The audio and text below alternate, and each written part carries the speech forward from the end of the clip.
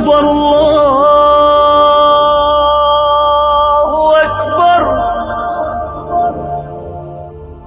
سورہ قلم میں اللہ تعالیٰ کا ارشاد ہے لولا ان تدارکہ نعمت من رب۔ دیکھو یہ دنیا میں بکھیڑے چلتے رہیں گے، ان کی وجہ سے ہمیں نہ تو مایوس ہونا ہے، ہم اسلام پہ کسی شخصیت کی وجہ سے نہیں چلتے۔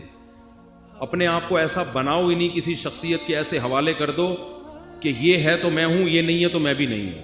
جو آدمی یہ کام کرے گا وہ گمراہ ہو جائے گا۔ میں نے بہت سے لوگ دیکھے ہیں، لوگ ان پہ اعتماد کرتے ہیں، بعد میں پتہ چلتا ہے یہ تو 2 نمبر آدمی ہیں، تو وہ لوگ دین سے ہی پھر جاتے ہیں۔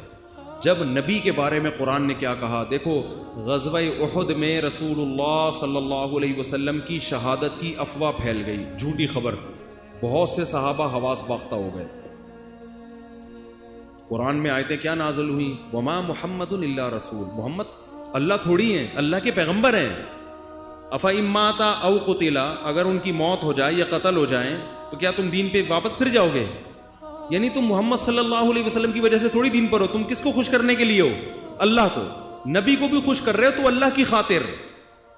جب آپ صلی اللہ علیہ وسلم کا وصال ہوا، آپ کی وفات ہوئی، تو صحابہ کے حوصلے پست، تو حضرت عمر نے کیا فرمایا کہ جو یہ کہے گا کہ نبی کی موت واقع ہو گئی ہے میں اس کی گردن اڑا دوں گا۔ حضرت ابو بکر نے کیا فرمایا، یہی آیت پڑھی وما محمد الا رسول، فرمایا محمد اللہ کے رسول ہیں بس۔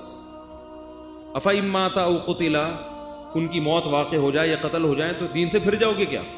پھر آپ نے فرمایا یا ایھا الناس، اے لوگو، من کان منکم یعبد محمدا فإن محمدا قد مات، تم میں اگر کوئی محمد کی عبادت کرتا تھا صلی اللہ علیہ وسلم تو محمد پر موت واقع ہو چکی ہے۔ ومن کان منکم یعبد اللہ، اور تم میں کوئی اللہ کی عبادت کرتا تھا۔ کیا اسلام ہے یار، کتنا یعنی کتنی کلیئرٹی ہے اسلام کے عقیدے میں۔ اور یہ اعلان وہ کر رہا ہے جو محمد کا سب سے چہیتا ہے صلی اللہ علیہ وسلم، جو سب سے چہیتا ہے، جس کو سب سے زیادہ غم ہوا ہے آپ کے بچھڑنے کا، اس کی ایسی تربیت ہوئی ہے کہ بھئی میں اصل نہیں ہوں، اصل کون ہے؟ اللہ۔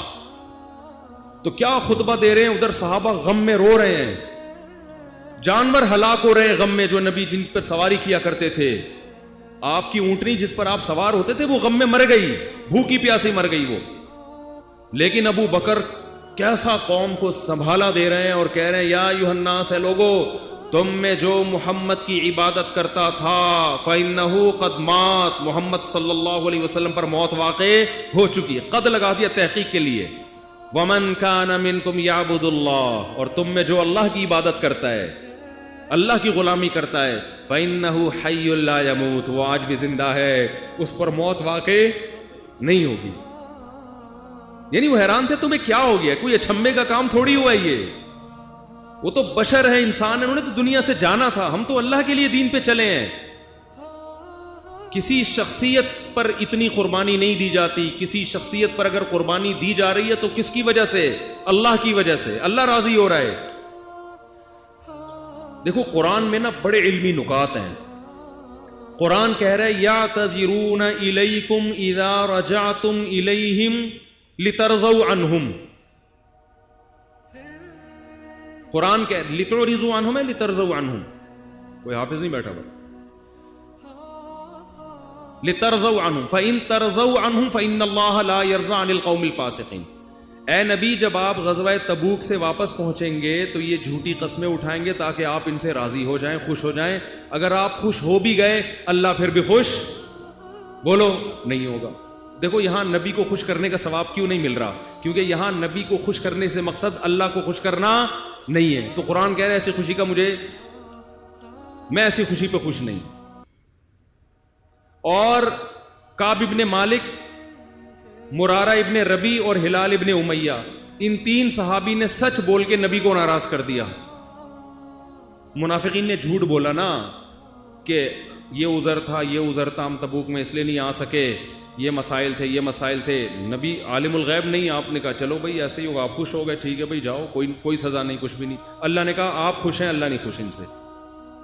دوسری طرف منافقین جو مخلص صحابہ تھے 3، کعب ابن مالک، مرارہ ابن ربی، ہلال ابن امیہ، یہ 3 صحابی نے سچ بولا. یا رسول اللہ کوئی عذر نہیں تھا، بس ہم سستی کی وجہ سے پیچھے رہے، کوئی عذر نہیں تھا، جانا چاہیے تھا، ہم پہ فرض تھا، لیکن باغ پک چکے تھے، سب کچھ تیار تھا، پھر بھی نہیں گئے، کوئی عذر نہیں ہے. سچ بولا نا، نبی غضبناک ہو گئے. نبی کیا ہو گئے؟ اس لیے نہیں کہ سچ بولا ہے، اس لیے کہ جب کوئی عذر نہیں تھا تو پیچھے رہنے کا کوئی جواز بنتا نہیں. آپ نے فرمایا قم، جاؤ یہاں سے، حتی یقضی اللہ فیکم، اللہ فیصلہ کرے گا تمہارے بارے میں. 40-50 دن بائیکاٹ ہوا، یہاں تک کہ صحابی کہتے ہیں نبی نے سلام تک کا جواب نہیں دیتے تھے. کیا گزری صحابہ پر، مگر قرآن کہہ رہا ہے میں کیا تھا ان سے، بولو، راضی تھا، کیونکہ مجھے خوش کرنے کے لیے انہوں نے سچ بولا. تو پھر اللہ نے پیغمبر کو بھی راضی کر لیا بعد میں، اور اتنا خوش ہو گئے پیغمبر، فرمایا اللہ نے تمہاری تو. اچھا اور سنیں، اسلام کے عقیدے بتا رہا ہوں کتنے واضح ہیں کہ ہم اسلام کو فالو کسی مدرسے کے کسی بندے کی وجہ سے نہیں کرتے. اور یہ بھی بتا دوں، اس ایک بندے کی وجہ سے مدرسوں کو بدنام کرنا کہ مدرسے ایسے ہوتے ہیں، یوں ایسے ہوتے ہیں، یہ بھی وہی زیادتی ہے جس کا میں نے بھی تذکرہ کیا. جب حضرت کعب ابن مالک کی توبہ قبول ہوئی تو ان کو خوشخبری پہنچی، وہ نبی کے پاس آئے. آپ صلی اللہ علیہ وسلم کا چہرہ حدیث میں آتا ہے استنار وجہہ کأن وجہہ قطعۃ قمر، ایسے چمک رہا تھا جیسے 14ویں کا چاند. آپ نے کیا فرمایا؟ ابشر بخیر یوم مر علیک منذ ولدتک امک، اے کعب اس دن کی خوشخبری قبول کرو کہ جس دن سے تمہاری ماں نے تمہیں جنا ہے، آج تک ایسا خوشی کا دن تمہاری زندگی میں نہیں آیا، اس دن کی مبارکباد ہو تمہیں. حضرت کعب مالک نے کیا کہا؟ امن کا ام من عند اللہ، یہ خوشخبری آپ کی طرف سے یا اللہ کی طرف سے؟ نہیں آ رہی بات. اس فکر میں لگے ہوئے ہیں کہ اللہ راضی ہے کہ نہیں ہے. دیکھو نبی کے راضی ہونے کا تو یقین ہو گیا نا. یہ نہیں سمجھ میں آیا، آسان کیس نہیں ہے، بہت مشکل کیس ہے. ارے جب نبی کا چہرہ 14ویں رات کی طرح چمکتا ہوا دیکھ لیا، نبی مبارکباد بھی دے رہے ہیں کہ خوشخبری ہو اور سب معاف، بس اب میں راضی، اب میں خوش، تو کعب ابن مالک کو فکر کیا لگی ہوئی ہے؟ نہ یا رسول اللہ ذرا کلیئر کریں بات، صاف بتائیں یہ خوشخبری اللہ کی طرف سے ہے یا یعنی اللہ بھی راضی ہوا ہے کہ نہیں ہوا؟ فرمایا لا بل من عند اللہ، نہ میری طرف سے نہیں. کس کی طرف سے؟ اللہ. میں بھی اس لیے خوش ہوں کہ اللہ خوش ہے، اللہ نے معاف کر دیا ہے، اس لیے میں بھی خوش ہوں. پھر کعب ابن مالک خوش ہوئے ہیں. تو بھائی اسلام میں اصل کون ہے؟ اللہ. اللہ اکبر، اللہ